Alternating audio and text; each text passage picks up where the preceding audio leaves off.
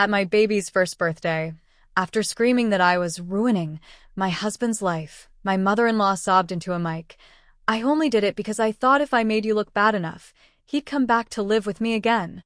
Guests stared in horror as she gasped, realizing she had just admitted to trying to sabotage our marriage. I quietly handed her a no-contact court order that had already been signed that morning.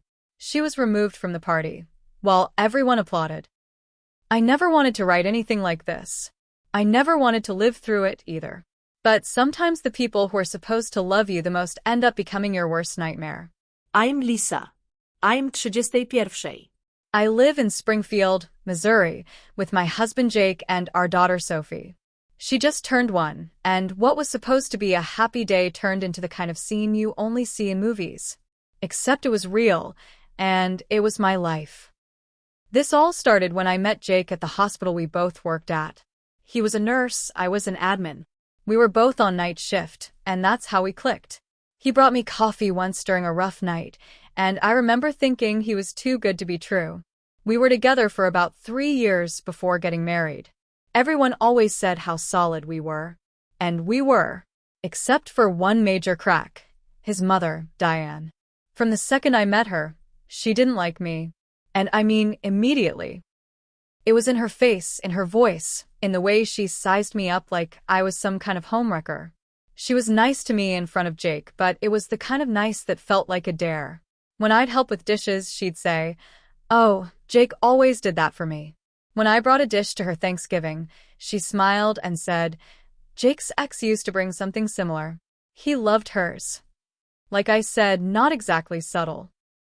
The deeper into the relationship we got, the more she started trying to dig her claws into him. She'd call in tears late at night, saying how lonely she was.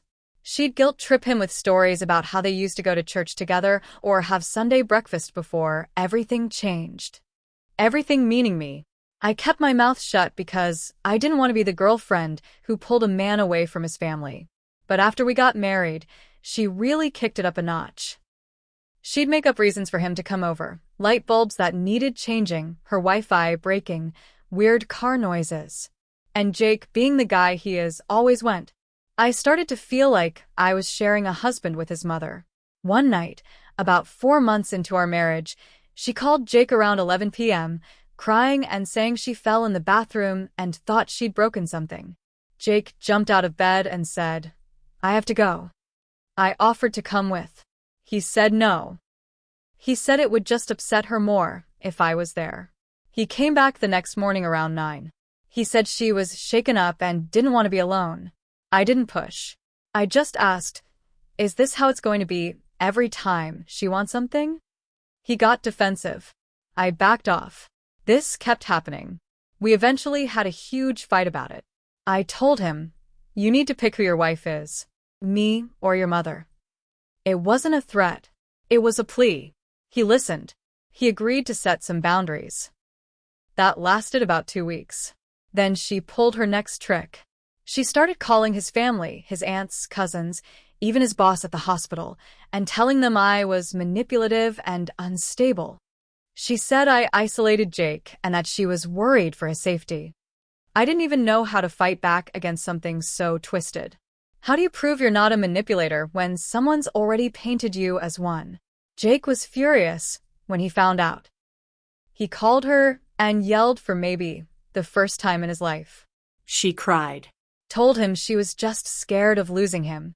He didn't fall for it. At least, not entirely. Things got even worse when I got pregnant. When we told her, she actually said, "This is going to ruin your life, Jake." Out loud. No filter. No cham. She told him we were too young and that this was a mistake. Jake was shocked. He told her not to contact us until she could be supportive. She didn't talk to us for weeks. Then she showed up at our house uninvited with baby clothes and a scrapbook labeled Grandma's Girl. I told her gently that she should call before coming over. She glared at me like I had slapped her and said, "This is my son's house, too." Jake overheard it. He told her to leave. She did, but she made sure to slam the door so hard the picture frames rattled. Once Sophie was born, Diane went on a smear campaign. She contacted Jake's job again. this time claiming he was showing signs of stress and abuse at home. She even tried calling CPS anonymously, saying our baby was in danger. We had to talk to lawyers. We started documenting everything: texts, voicemails, emails. She even wrote a Facebook post accusing me of turning Jake against the woman who gave him life. She posted pictures of him as a baby with captions like, "Before she took him from me."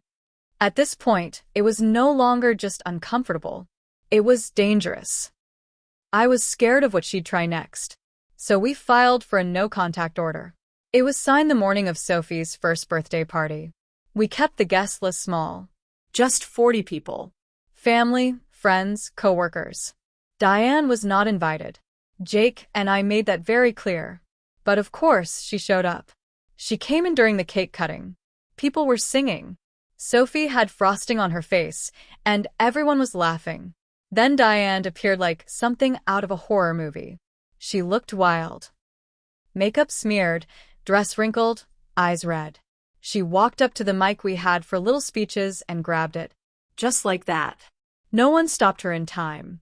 She screamed, "You're ruining his life." Everyone froze. Then she started crying, real loud, ugly crying, and said into the mic, "I only did it because I thought if I made you look bad enough, he'd come back to live with me again." The whole crowd went silent. Someone gasped. Jake's cousin literally said, "Jesus Christ." I didn't move for a second. I just stared at her. Then I took the signed no-contact order out of my purse and walked up to her. I didn't yell. I didn't say anything dramatic. I just handed her the paper. "You're violating a court order. Please leave before I call the police." She stood there shaking, eyes huge. Then Jake's uncle came over and gently guided her away. As soon as she was gone, someone clapped. Then another. Then it spread. Everyone started clapping. And I just stood there, holding Sophie, staring at the empty spot where Diane had stood. After that day at the park, things calmed down on the surface. People kept telling me how proud they were. They called me brave, said I handled it with grace. But I didn't feel strong. I felt like someone who had just walked away from a car crash. Alive, sure, but shaken to the core. And the damage wasn't all visible. Jake was different too. He said all the right things. That he supported me, that he was done with her, that he was ashamed of how long it had taken him to see the truth. But something about him felt quieter. Like a part of him still felt guilty for pushing his mom away, even after everything she'd done. 3 weeks later, I found him sitting in the garage, staring at a box of old photos. Photos of him and Diane from when he was a kid. I stood in the doorway for a while before he noticed me. He didn't say anything. Just wiped his eyes and put the lid back on the box. "You okay?" I asked. He nodded. "I just never thought it would end like this." I didn't say what I was really thinking. It didn't have to end like this. She made this choice. But that was the start of the next wave. The no-contact order didn't stop Diane from talking to other people. She couldn't call us, couldn't come near us, but she found other ways to make noise. She started talking to Jake's cousins, telling them the story all over again, but now she twisted it. She claimed she had a breakdown at the party and that I had used it to humiliate her. She told people I was keeping Sophie away out of spite. Some of his family believed her. Suddenly, we weren't getting invited to birthdays, baby showers, BBQs. Jake asked one of his cousins why. The guy just shrugged and said, "It's better not to get involved, man." That hurt him. I could see it. But what hit even harder came next. One night in October, 2 months after the party, I came home from work to find Jake on the phone in the backyard. I stayed inside and watched from the kitchen window. He was pacing fast, waving his arms, clearly upset. When he came in, I asked who it was. He hesitated. "My Aunt Teresa." I raised an eyebrow. "About what?" He looked at the ground. "About Mom." That's when I lost it. "Jake, what the hell? We have a court order. Why are you still talking to people who talk to her?" He tried to calm me down. Said he just wanted to hear what she was saying, that he needed to know if she was okay. I told him flat out, "You cannot keep doing this. You're either with me and Sophie or you're with her. He didn't answer. A week later, I found out he'd been messaging his mom using a burner account. He thought I wouldn't find it, but I saw a notification pop up while he was in the shower. It was from a fake Facebook profile, no picture, fake name, but the message said, "I miss you. Please tell Sophie I love her." My hands were shaking. When he came out of the bathroom, I showed him the screen. He stared at it for a long time. "I'm sorry," he finally said. I didn't respond. I just needed to see if she'd reach out. That was a lie. Because when I opened the message thread, I saw all the messages. He had replied. He'd been messaging her for weeks, saying things like, "I just wish things were different," and "Lisa's making this harder than it has to be." That's when I stopped talking. I packed a bag, took Sophie, and went to my sister's. 3 days later, Jake showed up at my sister's house. He begged me to talk. "I messed up," he said. "I know I did. But I don't want to lose you or Sophie. Please let me fix this." I told him he had to go to therapy. Alone. And he had to go no contact with anyone still in regular contact with Diane, including his cousins. He agreed. So we tried again. Slowly. He started therapy. Stuck with it. He gave up his social media. He even changed his number. Things seemed to be getting better. Until Diane did something none of us saw coming. She filed for grandparent visitation rights. We got the letter in the mail 6 months after the birthday party. She was claiming we were denying her relationship with her granddaughter, out of revenge. That she had a deep emotional bond with Sophie and was being cut off without cause. She included screenshots. Old ones from when Sophie was first born. Pictures we'd sent her back then. Even tried to use our own texts as proof we wanted her in Sophie's life before I turned bitter. Jake was floored. I was furious. Our lawyer said Missouri does have laws about this. Usually they don't work if both parents are married and united. But it still meant we had to go to court. We had to defend ourselves again. And once again, the cracks in our marriage started showing. The court date for Diane's grandparent visitation case was set for early February. It was the dead of winter, gray skies, frozen roads. Everything felt heavy. I wasn't sleeping. I kept waking up in the middle of the night in cold sweats, thinking about her holding Sophie, about her smiling in court, about some judge falling for her pity act. Jake was quiet all the time. Too quiet. He'd stare at his phone like he was waiting for something. Or someone. I started wondering if he was slipping again. I didn't say it out loud, but it hung between us like a weight. I was exhausted. Not just from Sophie, not just from Diane, but from Jake. A week before the court date, I found the final twist of a knife. It was late. Jake was asleep. Sophie was teething, and I was up walking her around the living room. I was on the couch trying to get her to nod off on my chest when Jake's laptop dinged. It was an old laptop. He rarely used it. That's probably why he didn't think to log out. The message popped up in the corner of the screen. "Just remember what I said. You'll never be happy with her, but I'll always love you." It was from Diane. She had emailed him. Again. I sat there staring at it. Then I clicked open the email app. There were dozens of emails. Some short, some long. Some were guilt trips. I cry every night thinking about the little girl I'm not allowed to see. Some were sweet. "You were such a good little boy. Remember how I used to read to you every night." Some were manipulative. "Lisa's trying to erase me. Don't let her." But the worst were the ones where Jake had replied. One of them just said, "I don't know what to think anymore. I wish this wasn't my life." Another said, "Maybe once this all dies down, we can find a way to fix it." He wasn't done with her. Not even close. The next morning, I confronted him. I didn't scream. I didn't throw anything. I just asked, "How long have you been emailing her?" He went pale. "I didn't want to upset you. I never told her where we are. I never gave her pictures." I cut him off. "You told her you wished this wasn't your life. That you'd fix things. What were you planning to fix, Jake?" "Me?" He started crying. Said he was overwhelmed. Said he didn't know who he was anymore. I told him I was done. We were supposed to face the court together, as a united front. But the person I thought was on my side was the same one helping the woman trying to take our daughter from us. Our lawyer was blunt. If your husband is maintaining contact with your mother-in-law, it weakens your case. Judges look at that. If he says he wants her in the baby's life, and you say no, they see conflict. So, I made a choice. I filed for legal separation. And I filed a motion to oppose the visitation as Sophie's primary guardian. Jake didn't contest it. He moved out 2 days later. Said he needed space to get his head right. I told him space wouldn't fix this. But I didn't stop him. I didn't even cry when he left. The court day came. Diane showed up in a gray skirt suit like she was heading to a funeral. She had tissues stuffed in her sleeves and a folder full of pictures we had once shared. Sophie as a newborn, Jake holding her, even me smiling beside them. She tried to look small. Like a heartbroken grandmother just begging for time with her angel. I walked in with Sophie in my arms and a folder of my own.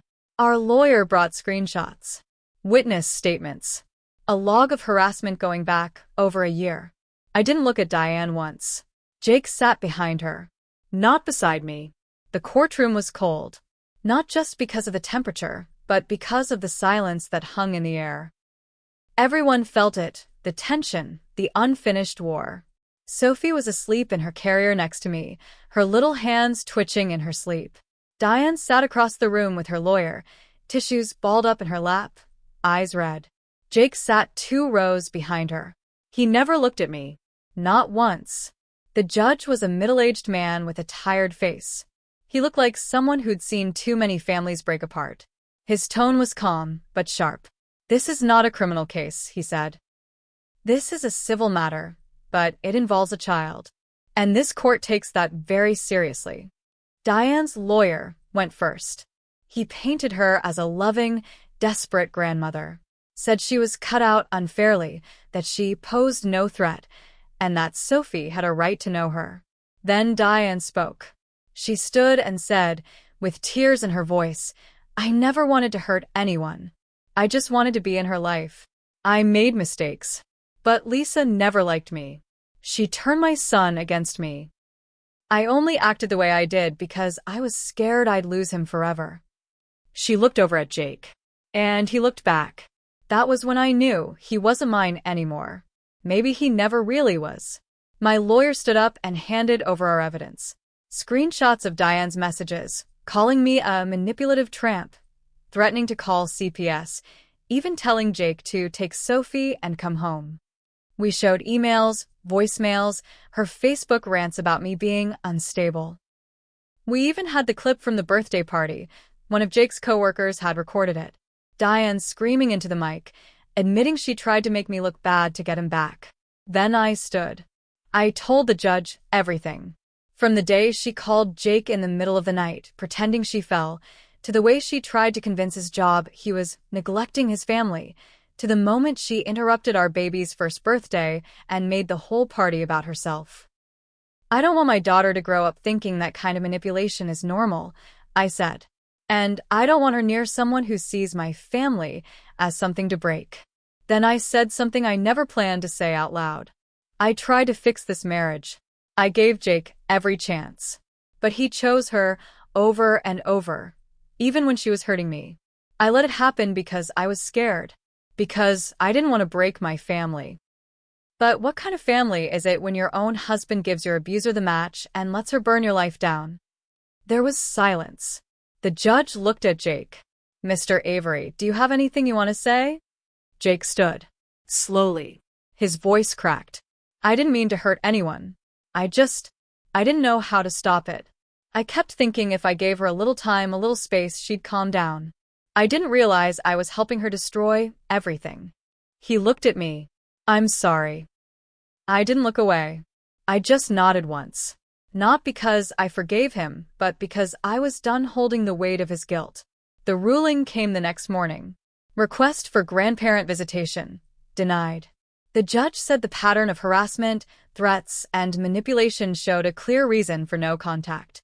He added that Diane had used her access to the child's father as a weapon, and that Jake's involvement, or lack of objection, almost cost him custody himself. That part hit hard.